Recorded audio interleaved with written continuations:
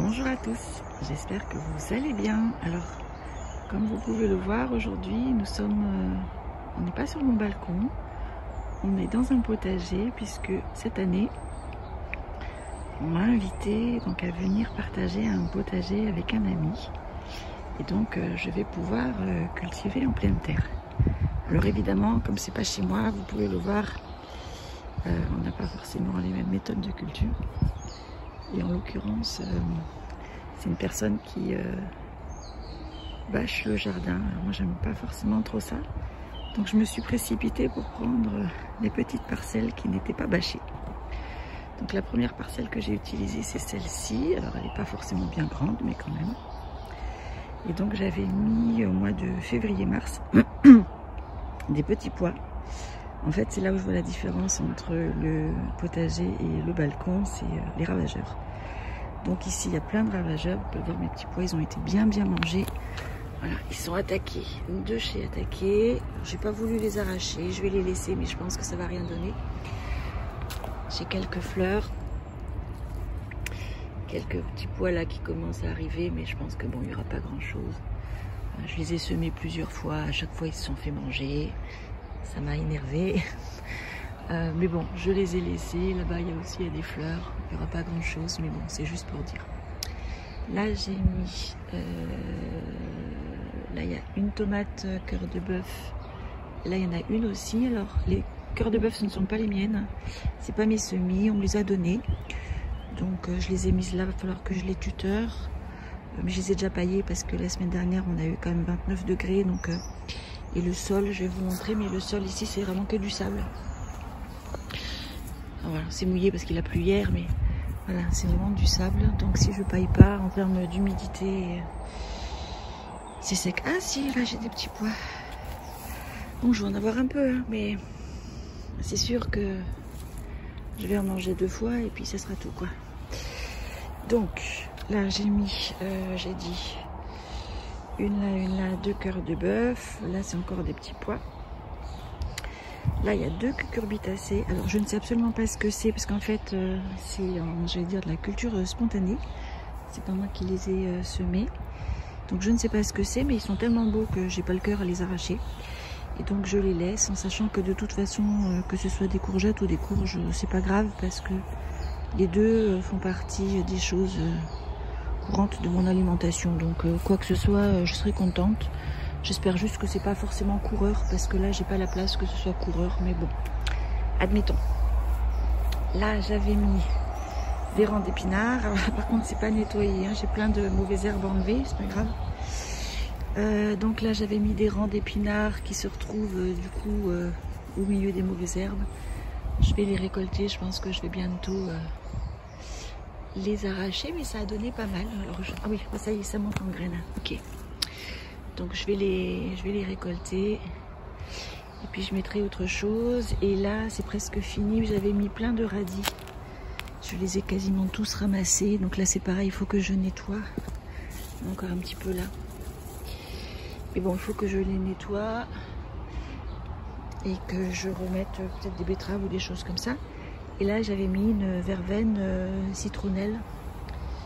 Voilà, parce que ça, c'est quelque chose que j'adore. Et là, on va y aller tout de suite. C'est la parcelle où j'ai mis les tomates cerises. Alors là, on est sur une parcelle bâchée, c'est pas grave. J'ai mis les tomates cerises. Donc là, ce sont les miennes, hein, ce sont mes pieds. Donc j'ai mis des tomates cerises. On les reconnaît bien, celles-ci, parce qu'elles ont des feuilles rondes, on dirait des pommes de terre. Donc ça c'est des gold nuggets, c'est des tomates cerises rondes ou un petit peu ovales jaunes. Donc là aussi c'en est, on reconnaît bien les feuilles. Et les autres, j'ai mis un mélange de poires jaunes et de tomates cerises rouges classiques. Donc là pour l'instant elles sont à l'ombre. Elles vont bientôt être au soleil et donc j'en ai 2, 4, 6, 8, en sachant que j'en ai encore 3 à la maison. Donc les 3 que j'ai à la maison, je les mettrai a priori sur le balcon, histoire d'en avoir aussi quand même sur mon balcon. Ensuite, là, on arrive à ma planche où j'ai fait... Oups, un avion, j'attends. Le jardin est sur un couloir d'avion, donc régulièrement, il y a des avions qui passent. Il faudra à chaque fois que je pense à m'arrêter. Donc, sur ces planches-là, elles sont bâchées, ben tant pis. J'ai fait tout ce qui était racines. Donc, des radis et des carottes. Alors, des radis, mon fils en mange vraiment beaucoup. C'est un petit lapin. Donc, là, j'ai mis... des radis rosés de Pâques. Alors ils sont pas encore tout à fait bons, je les laisse encore un peu grandir.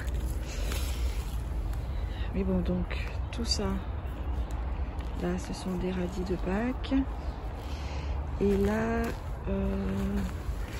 des radis longs. Donc là je vais faire une récolte pour ce soir. Ce sont des graines, oui j'ai plein de mouches. Ce sont des graines de chez Lidl. Et le taux de germination, il est vraiment bon, comme vous voyez. Enfin, là, je me suis déjà servi 2 ou 3 fois. Il y en a vraiment beaucoup. Donc là, c'était des longs. Et là, ce sont des ronds. J'ai déjà aussi bien tapé dedans. Il va falloir que j'en remette. Ici, donc, c'est le rang de carottes que j'avais semé... fin février au début mars, je me souviens plus, donc ça a plutôt bien marché. J'avais, pardon c'est là, j'avais quelques trous dans le rang, donc à chaque fois j'ai essayé d'en remettre. Là c'est pareil avec les ravageurs, on met, ça se fait manger, on remet, ça se fait manger. Donc vous voyez bien qu'elles sont pas à la même maturité, donc celle-là elle s'était pas fait manger, ça doit dater de février-mars. Et là j'en ai remis puisque pour compléter le rang. Et j'en avais remis aussi pour compléter le rang, mais là, manifestement, ce sont juste des mauvaises herbes. Enfin, il y en a 2-3, mais il n'y a pas grand-chose. Je pense qu'il va falloir que j'en remette. Et de l'autre côté, sur la dernière rangée, de nouveau, au fond, là, des radis. Ça, ce sont des longs ou des ronds, je me souviens plus. Et là, ce week-end, tout là, là. Pardon, là j'ai remis des chandelles de glace, donc, qui sont des radis longs et blancs qui sont assez bons. Alors moi, enfin, j'aime pas les radis, mais mon fils les aime bien. Là d'ailleurs, des chandelles de glace, il y en a aussi là. Là, le principe, c'est de faire en sorte d'avoir un roulement assez important pour être autonome en radis et ne jamais en manquer. Et donc là, voilà, on voit que ceux-là, ils commencent à pousser. Je pense que ceux-là, d'ici une semaine, ils seront bons. Il faut que je continue le roulement. Il faut que j'en remette. Là, tout le long, je vais en remettre. Mon fils en mange quand même vraiment beaucoup. Ensuite, tout là, j'ai mon rang de tomates normales. Alors, toutes ces tomates-là, tout ça c'est à Christophe. Les miennes, elles sont là. Alors quand je dis les miennes, les siennes, il aime pas trop, il dit que tout est à nous, mais bon. Là en l'occurrence c'est celle dont je me suis occupée moi. Donc là j'ai ce rang là. Et donc là, ce sont mes semis. J'ai mis 4 tomates evergreen. Donc 1, 2, 3, 4. Donc là les 4 là. Donc ce sont des tomates evergreen. Donc comme leur nom l'indique, c'est des tomates qui restent vertes. Il y a juste la peau en fait qui est jaune et un petit peu zébrée de vert. Mais elles sont excellentes en salade parce qu'elles ne sont pas du tout acides. Donc là j'en ai 4 comme ça. Et les 4 qui sont là. Donc 1, 2, 3, 4. Ce sont des tomates ananas. Le principe c'est comme pour les tomates cerises, d'avoir des tomates de taille, de forme, de couleurs différentes. Je trouve que dans une assiette c'est toujours sympa. Donc là du coup on aura des vertes, des jaunes avec les ananas et puis ben, des rouges avec les cœurs de bœuf, etc. Là toutes celles-là là, qui sont déjà grosses, elles avaient été mises en place assez tôt. Je crois qu'elles ont été mises en place en avril, bâchées, et en fait elles n'ont pas du tout souffert du froid qu'on a eu. Donc là des tomates on va en avoir plein cette année. Là il y en a 24 et ce sont des tomates steak, donc des très très grosses. Et elles vont plutôt bien. Donc il va y avoir de la tomate. On va pouvoir s'en servir au-delà des salades pour faire aussi des conserves. Ça, les conserves, j'en reparlerai tout à l'heure. Ici, j'ai mis en place les courgettes. Alors, les courgettes, là, ce ne sont pas mes semis non plus. Là, ce sont des... oups, je tremble. Des rondes de Nice. Donc, il y en a 6. Elles sont là aussi dans les parcelles bâchées. C'est pas grave. Donc, voilà, là, il y en a 6 rondes de Nice. Chez moi, j'avais fait des semis, des courgettes normales. Donc je pense que il reste là un peu de place. Là je mettrai mes courgettes normales. J'en mettrai probablement aussi une courgette dans le petit terrain que je vous avais montré là-bas tout à l'heure. Là il y a encore plein de tomates. Ça c'est des cœurs de bœuf. Et alors il y a des filets, mais là à côté des steaks, les steaks que je vous avais montré tout à l'heure, elles sont là. Et là il y a de nouveau plein de tomates cœurs de bœuf aussi. Alors de ce côté-ci, j'allais dire le champ de pommes de terre. Voilà, donc le champ de pommes de terre, il a été mis en place, je crois, au mois de mars, quelque chose comme ça. Et en fait, il n'y a pas eu de problème avec les gelées. Il y a d'autres voisins dont les pommes de terre ont été complètement brûlées par le froid. Nous, on ne devait pas être dans un couloir de gel. Enfin, en tout cas, il n'y a pas eu de vent. Enfin, je sais pas. On n'a pas du tout été touché par le gel. Donc, bon, ben là, les pommes de terre, elles vont bien. Je pense qu'on pourra commencer à récolter d'ici un mois, je pense. Et je vais vous montrer donc les fraises. Donc, je m'éloigne pour la focale, pardon. Je sais pas si ça marche bien. Tout ça là, c'est notre fraiseraie. On en a aussi là. Et on a 250 pieds de fraises. Donc on va avoir de quoi faire. Je vais faire une petite récolte pour mon fils. Parce que lui, il était parti ce week-end prolongé. Et donc il n'en a pas bénéficié. Moi, j'ai mangé énormément de fraises ce week-end. C'était vraiment super. Donc je vais aller vous montrer ça de plus près. Alors la fraiseraie, donc elle est couverte avec un filet parce que là c'est pareil, on a des gros problèmes de ravageurs. On ne sait pas trop ce que c'est d'ailleurs les ravageurs, donc on a mis des pièges à souris ou à je sais pas quoi. Moi, je vous les montrerai quand je les verrai les pièges. Il faut toujours que je fasse attention de ne pas me coincer les doigts, mais on a plein de fraises, elles sont assez énormes. Je vais aller les ramasser, je vous montrerai. Donc là je vais faire une petite récolte pour mon fils. Là j'en vois une qui est belle. Hop, voilà, c'est un peu, vous voyez la dimension des fraises, elles sont super. Donc à récolter pour ce soir, oui il y en a plein. Ok, je vais faire ça. Je vais récolter aussi quelques fèves, mais là on arrive à la fin. Elles commencent à être pas en grande forme, elles sont pleines de taches. Enfin bon. Donc là le principe ça va être de dire que bon, ouais, c'est la fin. Je vais les ramasser, il y en a encore un peu partout, je vais les ramasser et puis on mettra autre chose à la place. Je sais pas quoi, mais on a encore plein de choses à mettre. Notamment moi je voudrais mettre mes courges. En sachant que les courges, donc là on est à côté de la fraiserie, hein. Les fèves sont là, là il y a les fraises. Et là il y a toute une planche qui n'est pas utilisée, qui n'est pas bâchée. Donc là moi je pense que je vais en profiter pour mettre mes courges coureuses, potiron, potimarron, butternut. Parce que ça fait vraiment partie des choses dont j'ai besoin pour l'hiver. Moi à chaque fois que je plante des choses, c'est en me demandant de quoi j'ai besoin pour l'hiver et qu'est-ce qu'il va falloir que je plante. Donc l'objectif c'est d'être autonome en courges. Donc butternut, potimarron, courge spaghetti, etc. Alors courge spaghetti j'en avais mis l'année dernière et finalement mon fils n'aime pas trop, donc je vais arrêter. Je vais rester sur les butternut et les potimarrons, en sachant que moi sur l'hiver il m'en faut à peu près une par semaine. Donc si je pouvais avoir une bonne vingtaine de courges, c'est bien, ça me permet d'être autonome mais en faisant attention. Et puis si j'en ai plus, ça me permet d'en consommer plus qu'une par semaine. Donc c'est pas si mal. Et là on va passer derrière, je vais vous montrer, on a mis quelques framboises. Voilà, donc ça c'est une copine qui nous les a données. C'est bien, ça nous évite d'être obligé d'en acheter.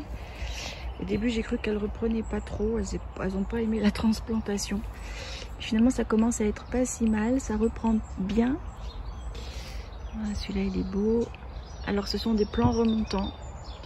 Donc, comme ce sont des plants remontants, j'ai bon espoir quand même pour qu'on en ait. Alors, ce ne sera pas une grosse récolte, ce sera une petite récolte, mais ça sera toujours ça de prix. Le principe, c'est d'essayer d'être autonome en fruits rouges. Alors avec mon fils, on ne mange pas du tout de yaourt ou de choses comme ça.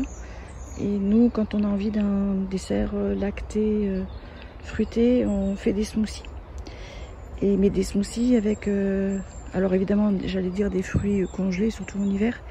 Mais en tout cas, de notre production à nous, j'aime pas trop acheter les fruits congelés qu'on trouve dans les grandes surfaces. Ça vient pas de France, enfin bon, j'aime pas trop. Donc là, mon principe, c'est d'en avoir le plus possible au congélateur, par exemple, pour cet hiver, pour être totalement autonome. Donc on aura là, les fraises. Donc là, il y en aura pas mal, j'en ai déjà congelé pratiquement 500 grammes. Les framboises. Tous les ans, je vais aux myrtilles. J'avais déjà fait une vidéo là-dessus il y a 2 ans. Donc la cueillette des myrtilles dans une exploitation de myrtilles bio. On cueille soi-même. À 5 € le kilo, c'est quand même assez imbattable. Et puis j'aurai accès aussi cette année à des mûres. Il y a un ami qui a des mûres qui m'a dit que je pourrais aller cueillir chez lui. Et donc j'aurai fraises, framboises, myrtilles mûres. Je pense que pour les smoothies d'hiver, on est bon. Donc là, je vais faire ma petite récolte pour le repas de ce soir. Alors là, il y a déjà plein de salades. Moi, je mange assez peu de salades vertes, paumées, comme ça, j'aime pas trop. Ce que j'aime bien en salade, c'est les salades à couper, les Red Bull à couper, salade verte, rouge pardon. Et donc ça, je le mets sur mon balcon, comme il n'y a pas de ravageurs. C'est des salades qui sont quand même un peu fragiles aux ravageurs. Donc ça, c'est vraiment des choses qui sont sur mon balcon. Mon balcon, il faudra que je vous le montre, mais là, comme j'ai eu à m'occuper de ce jardin ici, j'ai pas encore vraiment attaqué le balcon. Il faut que je le nettoie, il est encore en sortie d'hiver. Donc voilà. Donc là, je vais aller faire ma petite récolte et je vais vous expliquer du coup ce qu'on va manger ce soir. Petit repas simple, mais venant du jardin. Déjà, petite récolte de fraises. Alors quand je dis petite, ça se voit pas bien à l'image, mais regardez par exemple. Petite récolte de fraises, regardez-moi la taille de cette fraise-là. Elles sont toutes... Bon, celle-là, elle est un peu grignotée, mais j'enlèverai ce qui est grignoté, c'est pas grave. Problème des ravageurs hein, dans les potagers, regardez-moi la taille de ces fraises.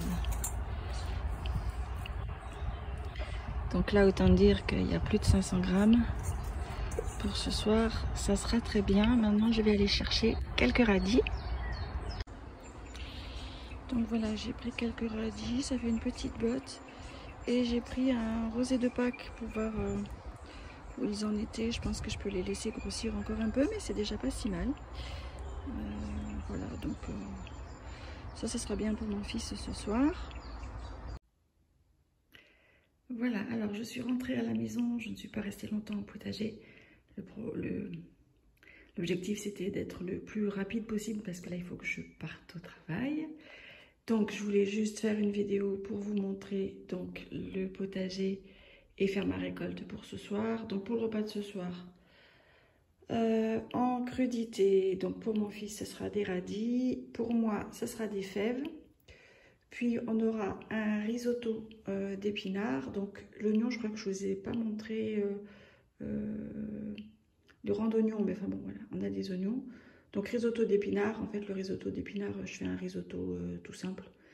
Et puis 3 minutes avant la fin, les feuilles, je les coupe en petits bouts, je les mets dans le risotto, c'est juste le temps que ça détombe. Voilà, comme ça, c'est juste pour dire d'avoir un risotto pas nature. Et en dessert, on aura ces fraises. Donc là, j'ai à peu près 500 grammes, je pense. Comme je vous avais montré au jardin, c'est celle qui est grignotée. Les fraises, elles sont vraiment très grosses. Regardez celle-là. Voilà, c'est de la fraise. Donc on prendra les fraises en dessert. Je verrai avec mon fils ce qu'il préfère. Est-ce qu'il préfère les prendre comme ça? Autrement, j'en fais un petit coulis dans le fromage blanc. Et en fonction, oui, sur le repas. Mon fils, maintenant, il a 18 ans, donc il mange quand même beaucoup. En fonction de sa faim, je verrai, je lui ferai une omelette ou une galette d'avoine. C'est comme ça, c'est plein de protéines et lui, il aime bien ça. Sur le principe, donc l'année dernière, j'avais arrêté les vidéos parce que, faute de temps, hein. L'année dernière, j'avais une parcelle pour moi toute seule, donc comme je vous ai montré là tout à l'heure, je m'occupais d'une parcelle à moi toute seule. Donc entre s'occuper de la parcelle, les récoltes, les transformations, puisque après moi le principe c'est de faire toutes les conserves, donc j'ai commencé déjà à vous en parler au jardin, pour ce que je vais consommer l'hiver. Le principe étant de dire d'acheter le moins de produits industriels possible et de tout faire moi-même. Alors quand je dis tout, on s'en comprend, hein. Je fais de mon mieux, mais je n'arrive pas à tout faire moi-même. En tout cas, je cuisine beaucoup, je fais beaucoup. J'achète le moins de produits industriels possible. Donc tout ça, en plus du travail, évidemment, ça me prend du temps. En plus, m'occuper de mon fils un peu quand même, même si maintenant il est majeur, mais bon. Donc l'année dernière, j'avais pas pris le temps de filmer. Donc là, cette année, je reprends les vidéos.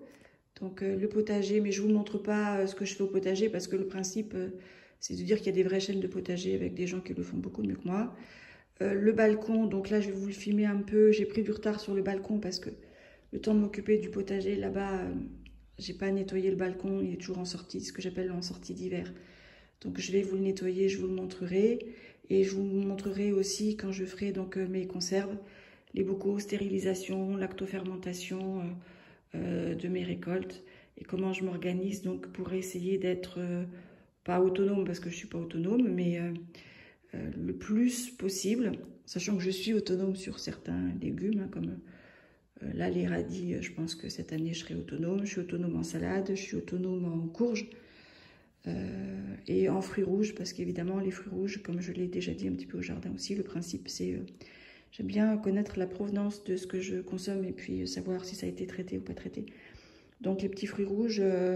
je préfère voilà, ou les produire moi-même ou aller à la cueillette de myrtilles parce que ce sont des myrtilles bio et c'est à 30 ou 40 km de chez moi. Donc voilà, c'est pas un souci. Voilà pour aujourd'hui. Donc là maintenant, je range tout ça et je file au travail. Et je vous souhaite une bonne journée et je vous dis à bientôt.